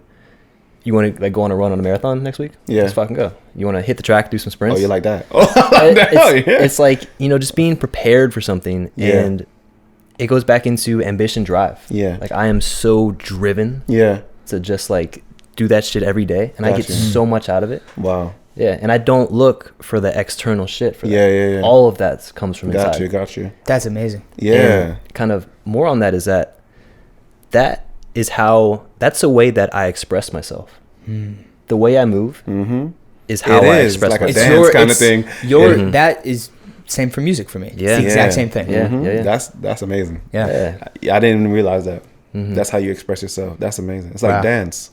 We talked about that on the hike that one time. Yeah. We did, what was that, 14, 15 miles? Yeah, 14-mile hike. And it was, but it felt really, we were like, I don't know, maybe halfway through, and we were like, it's amazing that we have, granted, you are, as when it comes to physical condition, you're probably a little bit ahead of me. But still, the point is we've built our bodies and our life to be able to do this. Not a lot of people can go out and climb a mountain. That's true. For 14 miles. That's true. That's very true. Like I'm sure you could do it. You laugh because I'm competitive. I'm very you competitive. can easily do it. What's your background in fitness? Like, did you mention playing sports growing up? No, I didn't play any sports. Not really. Okay. I played basketball, but everybody in New York played basketball. Okay. But it wasn't like in a team or anything like that. You guys it was keep like going. street I'm gonna go ball. to the bathroom. Yeah. Cool. You keep chatting. So I did that, but I think it was more being like the youngest. Youngest of what? Of 3. Okay. So my brother is my brother is very physically fit. And I didn't want to be weaker than him, and he's like 8 years older than me. So I was like always competing, like crazy. So I was like, there's no way when he gets old and he's in a wheelchair, I'm gonna definitely got him. I'm gonna catch up. So I think it was pretty much that. And then as well in high school, New York is not. You have to learn how to like, I guess, protect yourself. So fitness was a thing to let me feel like, okay, I can handle myself. Kind of like a cue for other people. Yeah, like, to handle myself. I wasn't as super strong, but I did push-ups, things like that I knew I was strong. So even it relates to sports, basketball. So we're on the field, it was physical. You're pushing people and things like that. So you got to have some kind of strength behind you. When I came here, it changed. I didn't need that here. So fitness became my outlet. Yeah, so it would be the time that I'll clear my mind. It'll get me back in tune with myself.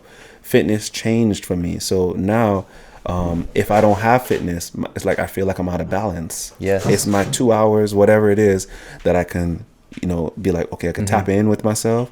I'll even get ideas, thoughts, all that stuff. I watch, and then it trains my body to be like, okay, this is where I need to be. You know what I mean? So it's more of a therapeutic.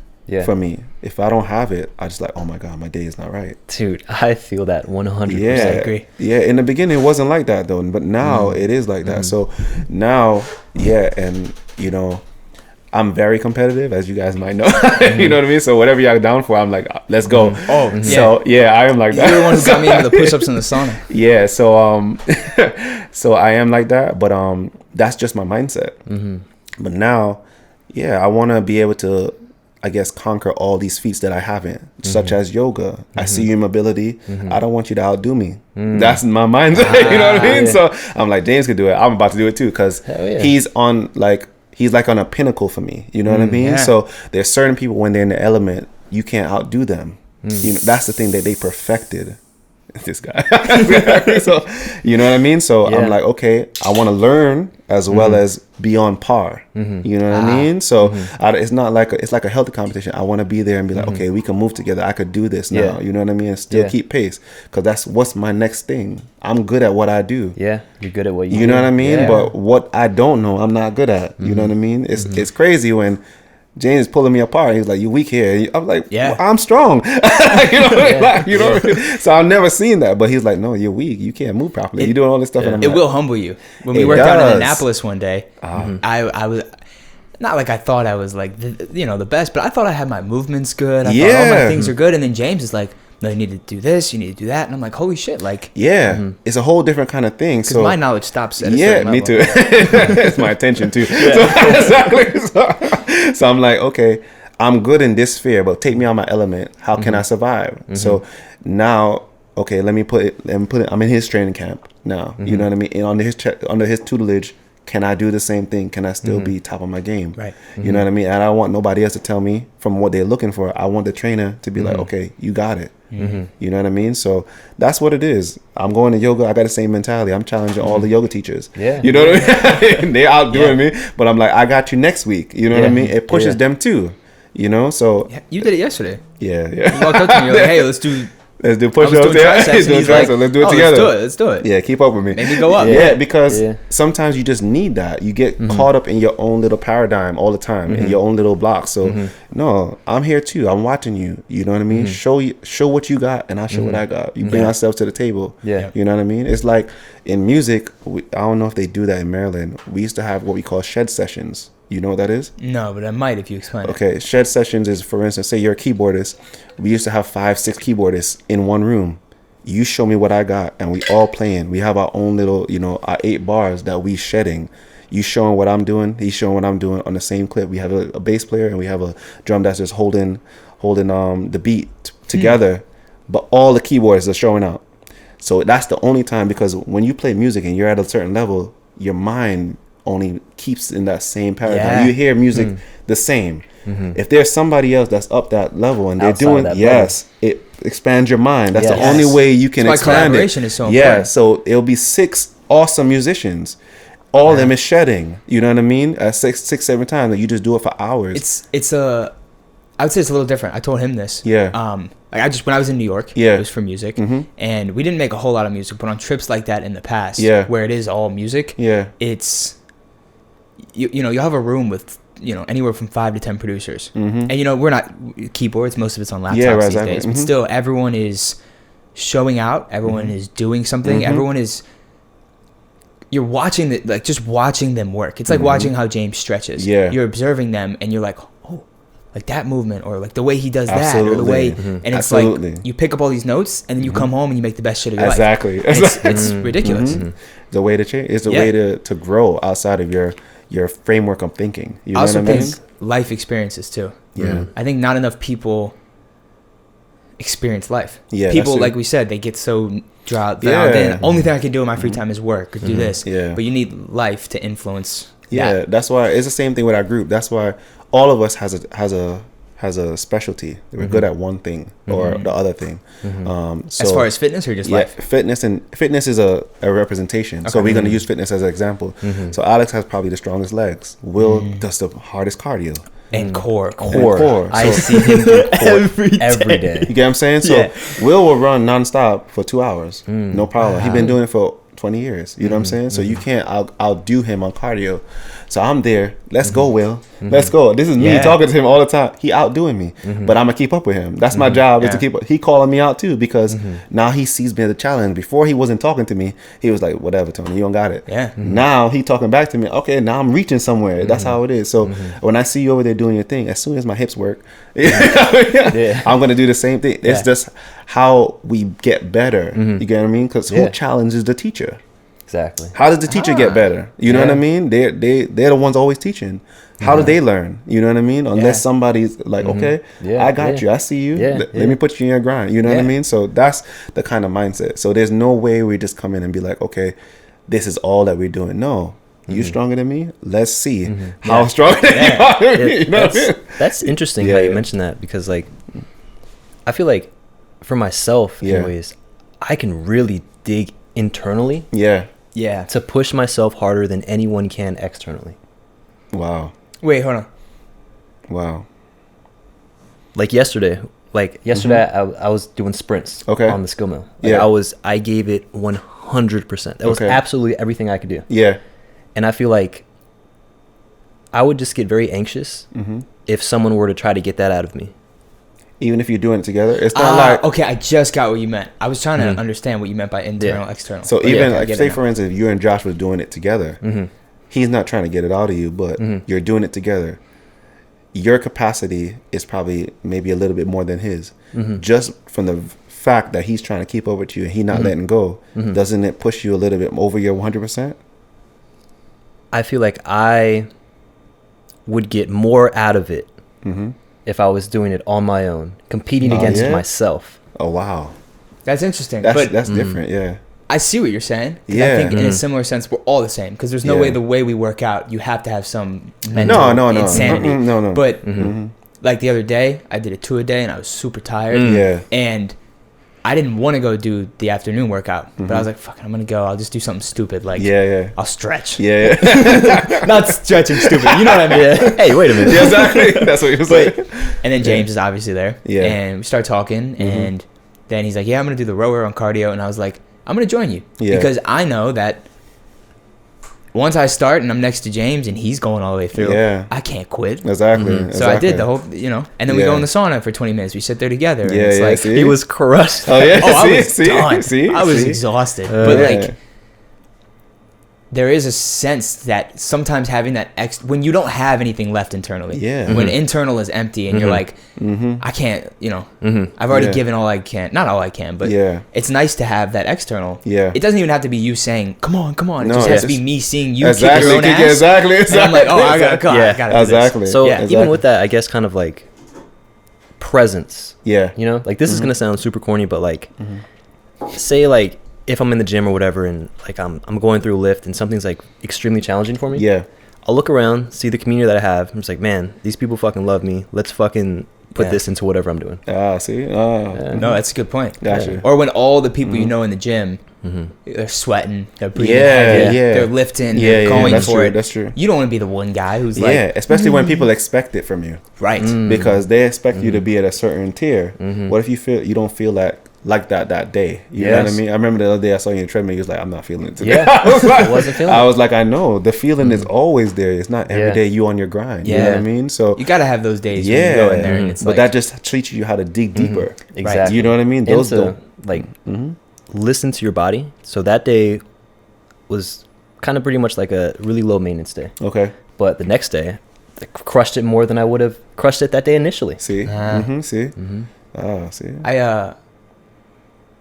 Oh shit, I kind of forgot what I was gonna say something. I had like a good thought, and it just disappeared.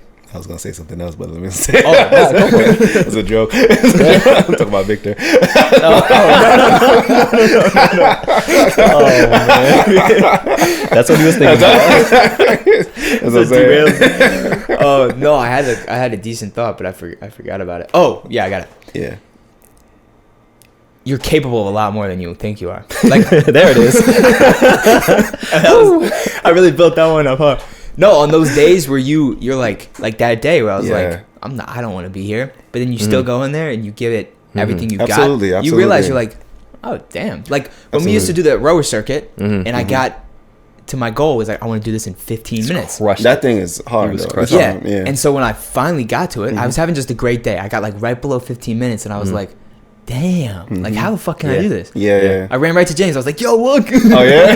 And I feel like one of the biggest things in life too is how we mentioned like the rat race a few times. It's like you need to step back and just appreciate everything that you have. Yeah, it's true. And that for myself can be so hard sometimes because there's think always the fucking carrot in front of you. Yeah, exactly. But like how many carrots are in your pockets? Exactly. Yeah. That's true. I never thought about it like that. Yeah. Sometimes it's harder than others though. Like just a couple of days ago when I was telling you all the metrics and everything was pissing me off. On top of that, I was exhausted. I was just burnt out. Yeah. And then that all piles up. I hadn't had, this sounds stupid, but I was on my way to the gym, hadn't had coffee yet, which is also adding to it. I'm just like, fuck, you're so stressed. And then you... Yeah, it's hard sometimes. You got to be mentally there too. But you have to catch it because you don't want to let it go too far because like you said earlier, then it turns into day. 2 days. Now you're down for a week, and then when you go to work or make that beat on Monday, that beat it's not you. No. It's just... it's fumes. A weird, it's like fumes, and then everything starts to suffer, and then it never ends. And once you get super far down that path, it's impossible to dig yourself out of it. Absolutely. But, yeah, that's good. I think that was a good podcast. It was. What are we at? We are at an hour and 37 minutes. Oof. Oh wow. Oh damn. Time flies. That's good. Yeah, I was like. Any closing thoughts, Tony? No, I appreciate. This is my first podcast, so I mean, I feel honored to be here. Like at first is you're nervous because you don't know what it is, and this is like you don't know what you're gonna talk about. You know what I mean? You just show up and you're like, okay, but you already know the vibe because you know the people. So James and Josh is gonna bring it. You know what I mean? It's gonna be a cool exchange of just mindsets, ideals, and we already know we almost have the kind of same mindset. Yeah, it's just different experiences or different way we express it. You know what I mean? But which makes it so much better. Yeah, because if we all did the same thing and we're the same people, that's what I'm saying. No fun. Yeah. That's what makes this whole project. It works. Yeah, it works. Yeah, I feel. So it makes honored. life flow, really. Yeah, and I feel happy about this. You know what I mean? I think it's gonna go I far. got so much out of this, man. Honestly, You guys too? Me too. Oh my God. Me too. I think 30 minutes in, I was like, God damn. Yeah, because you don't know where you're gonna go. It's just you gotta follow the flow. It's like music. You follow the music where it takes you. You know what I mean? It's a cool thing. Yeah. I love it. Yeah. All right. Well. Yeah, I don't know how you guys end it, but this is how we end it. That's it. Yeah. I was gonna say if you had socials or anything you wanted to put out there, but no. We gonna work on that later. Just go leave a Google review. Yeah, 5 stars. it. Yeah, but don't say I said. For the pod though, you know. Yeah. For sure, the pod. You guys got to support the pod. There we go. Yeah, it's definitely making you do our. Yeah, I don't mind. Yeah, it's definitely. I love the way they brought it outside of the gym because coming outside the gym, you really don't know who everyone is. You don't really have the time to really know. So coming outside the gym, you get to really hear people interact. You get to see where their minds are at, who they really are. You know what I mean? I learned so much just being in the studio without even them saying words. I'm looking at the decor and like, oh my God, you into that too? Oh my God. You know what I mean? Because it tells you, it's an expression of you. So I love it. I love it. You know what I mean? And I love to see it, how you guys are succeeding in life. Outside. Likewise, bro. Yeah, outside of honestly. it. You know what I mean? For real. Because it's like, it's very motivating. Wow. It's like, wow. Like, not a lot of people have this opportunity or get to see behind the curtain. And you guys are doing it. You know what I mean? You on your grind. And you were the first guest. Yeah, I feel honored, man. For real. You don't even know. You don't even know. I think that was what I've always told him the most exciting thing about what I think this podcast will be is just the people. Because there is, not everyone's going to come from the gym, but there is a line where you like... You know who it is. Not even that, but like, I'm not going to talk to you for 3 hours or an hour and 45 minutes at the gym. That's true. That'd be you way don't too have long. that time. So it's like this...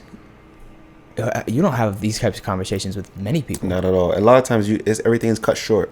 You know what I mean? You only get the beginning, like the precipice of what you know you want to talk about. And over time, you can develop that, but it doesn't really happen to. Yeah, I think this build connections even more. That's what I think. Yeah. It's like you guys are showing people that wow, you can garner real relationships as far as connections. This is real life. This is real. So it's like the things that you were fear of, because I remember listening to your first podcast and you was like, you normally don't talk to people or things like that, but now this is just saying, wow, we really made real connections. All the stuff that all the people who are watching, they're like, oh yeah, we can do it too. You know what I mean? This person is really personable, things like that. So you see attributes of people that you never know. Where you thought this guy was mean, maybe he was just dialed in. You know what I mean? It could be like that. You know what I mean? So it's like you showing behind the curtain of people's lives, and I love that. I love that. So I wanted support. You know what I mean? Absolutely. We're glad to have you. This is only beginning, because I'm gonna tell so much people about this. You're like, watch me, I'm famous. Oh god! And I don't think this is the only. Wait till the beat drop. I do not think this is the only episode you'll be on. So no, definitely got to come back. Yeah, and I'm gonna hype it up in the gym and other places, because half I want the gym you guys already knows about it, dude. People know more about me. Yeah, than my mom Will does. was telling me this morning. He was like, I know about the podcast. I said, when did you find out? He said Friday. They told me about it. I was like, damn, Will. I said, yeah, but it's like the beginning of what I see greatness happening between all of y'all, because sometimes you don't even know this is another outlet for you. A producer, you know what I mean? You don't even know until you start it, and you're like, oh my God, I could be a motivational speaker. What's the next things for you? What's next thing for you? Might fall in love and like, oh my God, you're in transition now. This could easily be that. You know what I mean? So I've thought about that. Like, if this could take center stage at one point in the next 2 years, because everybody's doing vlogs, all that stuff now. So you have a voice. I love talking to people. You know what I mean? You have a voice. You would never know. Yeah. You know what I'm saying? Because you have those little moments, and then the gym is the time where you think you see the most people during your day. Otherwise, you're focused on your craft. That is the without the gym, I would go insane. So it's like this could be the next thing, your launching pad. And you know, you never know. And then this could have another one on the end of that. And you know what I mean? Just gotta go with the flow. That's it. And I love you guys. Love how you're so natural. All of that, man. It's mutual. Yeah, man. For real. All right, let's cut it. We said we were leaving like fucking 30 minutes ago. I'm long-winded. Thanks for coming, bro. Of course, man.